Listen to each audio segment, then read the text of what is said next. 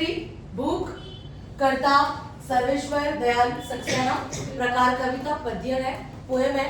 इसके अंदर बात की है जानवरों से लेकर इंसानों तक कि जितने भी लोग मेहनत करते हैं, संघर्ष करते हैं और भोजन के लिए, भूख के लिए, वो सारे कैसे दिखते हैं?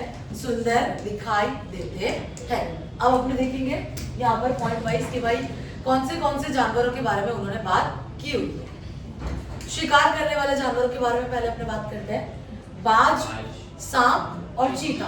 पहला बाज, वो ऐसा लिखते हैं पोएम के अंदर कि चील जो है, बाज जो है, वो आसमान में बहुत ऊपर रहता है, ठीक है, लेकिन जब भी कभी उसको भूख लगती है, उसको भोजन की जरूरत होती है, तो वो अपने शिकार को ऊपर से देखकर धरती पर आता है। फुल स्पीड में, बहुत ज्यादा स्पीड में वो अपने दोनों पंजों के अंदर अपने शिकार को दबोचता है और दोबारा से ऊपर की तरफ उड़ जाता है। और जब वो ये संघर्ष करता है, ये मेहनत करता है, तो वो सुंदर दिखाई देता है। नेक्स्ट, सांप। अब सांप हमेशा धरती पर सरक के जाता है, ठीक है, लेकिन जब उसको अपना शिकार दिखता है, जब वो कुछ खाने के लिए जाता है, तो तब वो सरकता हुआ सांप अपना फन, मतलब कि अपना सर जो है ना, वो धरती पर से ऐसे उठा के फिर उस चीज को खाता है। और जब वो अपना फन उठाता है और अपना भोजन खाने के लिए मेहनत करता है, संघर्ष करता है, तो वो कैसा दिखाई देता है? सुंदर दिखाई देता है। थर्ड, चीता। जंगली जानवर है, शिकार करता है और ऐसा माना जाता है कि चीता सबसे फास्ट दौड़ता है। इसकी स्पीड को कोई कैच नहीं कर सकता। लेकिन यही चीता, यही जंगली जानवर जब अपने शिकार को देखता है किसी झाड़ियों में, जंगल में कहीं पर, तो उसकी स्पीड जो है ना, वो दबे पांव में बदल जाती है। वो एक एक कदम सोच सोच के रखता है बिना आवाज किए और फौरन अपने शिकार को झपट लेता है। और जब वो ये संघर्ष कर रहा होता है, ये मेहनत कर रहा होता है, तो वो सुंदर दिखाई देता है। नेक्स्ट आपको दिया गया बकरी। अब बकरी के बारे में वो ऐसा लिखता है कि वृक्ष पर कहीं ऊपर की तरफ कांटों के बीच ननी ननी पत्तियां लगी हुई है और वो बकरी को भूख लगी है, तो वो वहां तक पहुंचने के लिए क्या करती है?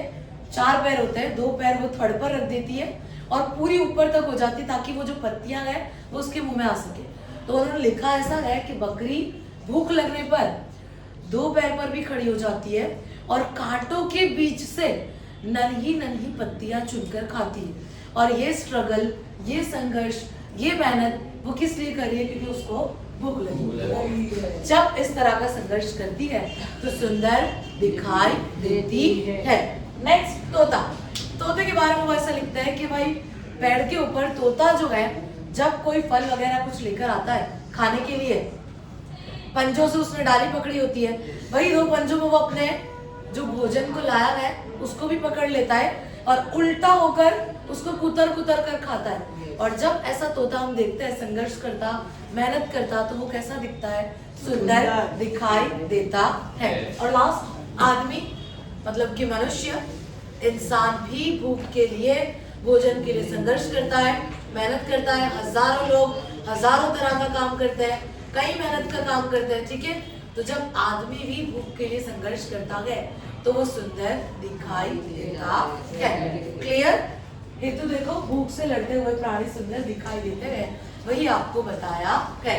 पहले कुछ जानवरों के बारे में बात की है और लास्ट आदमी के बारे में बात की। इंसान भी एक तरह का प्राणी है, फर्क यह है कि उसके पास जुबान है, बुद्धि तो जानवरों के पास भी होती है, बस यही फर्क है।